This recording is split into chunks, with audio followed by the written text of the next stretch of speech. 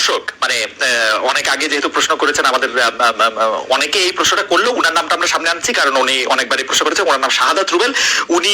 উনি আপনার কাছে জানতে চেয়েছেন সরকারি চাকরিজীবীদের বেতন ভাতা বৃদ্ধির কোনো পরিকল্পনা আছে কিনা, বিশেষ করে নবম পে স্কেল বা মহার্ঘ ভাতা কোনো কিছু দিবেন কিনা। বিশেষ করে 11 থেকে 20 গ্রেডে কর্মচারীদের অবস্থা নাকি খুব খারাপ এবং তারা যে একটা দাবি করেছে এটা আপনিও জানেন, এটা আপনি কোনো কিছু এটা নিয়ে আপনি বলবেন কিনা। না, এটা প্রথমত পে স্কেলটাকে একটা ডেমোক্রেটিক গভর্নমেন্টের পে স্কেল আমরা টাচই করবো না। আচ্ছা, বুঝতে পারছেন তো, ডক্টর ফরাসুদ্দিন সাহেব করে গেছে, এগুলো কিন্তু আমরা করতে পারবো না। এবং এই জন্য আমরা কিন্তু চাচ্ছি যে বহু লোকের বৈষম্য হয়েছে, পে স্কেলে ঝামেলা হয়েছে, টাইম স্কেল বন্ধ করেছে, গ্রেডটা ঠিকভাবে করে নাই, এগুলো আমরা টাচ করতে পারছি না। কারণ পে স্কেল কিন্তু বেতন না, ভাতা, DRS allowance, time scale, promotion, ওগুলো সব রিলেটেড। এখন যেটা কিছু কিছু দাবি আসছে, বিশেষ করে ডিআরএস অ্যালাউন্স, মহার্ঘ ভাতা, এটা সেটা, এটা আমরা দেখছি, এটা ফাইন্যান্স মিনিস্টার আমরা এক্সামিন করছি।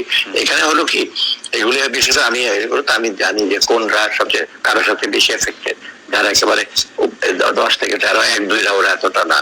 তা আমরা এটা পর্যায়ে, কিন্তু এখানে কত জিনিস আছে যে আমরা যদি এটা করি, গভর্নমেন্টের ওই মহার্ঘ ভাতাটা, এখন এইটা কিন্তু ইনফ্লেশন একটা টেন্ডেন্সি, চট করে কয়েক হাজার কোটি টাকা তাদের হাতে যাবে। হাতে যাওয়া মানে অনেক দিনের পুঞ্জীভূত টাকা তো খরচ করবে, তাই না? সেটা আমরা একটা কষ্টে দেখি, টাইমিংটা সেটা, তবে এটা সক্রিয় বিবেচনা আছে, আমরা দেখবো কখন কি করা যায়।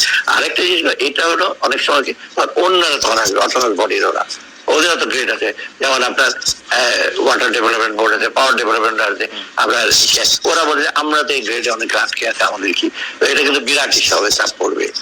তবু সরকারি কর্মচারীরা ওরা রিলেটিভলি কষ্টে আছে। তার মানে স্যার আপনারা পে স্কেলে হাত দিচ্ছে না, সেটা আসলে নির্বাচিত সরকারি এসে এটা করার কথা, তারাই এটা করবেন এবং মহার্ঘ ভাতার ব্যাপারে আপনারা সক্রিয়ভাবে বিবেচনা করতেছেন, কিন্তু বাজার এবং অন্যান্য কিছু বিবেচনা এটা আসলে মানে এত সহজ সিদ্ধান্ত না। এবং আমার বাজেট কনস্ট্যান্ট যেটা আপনি দেখেন, গত 5 মাসে অগাস্ট, সেপ্টেম্বর, অক্টোবর,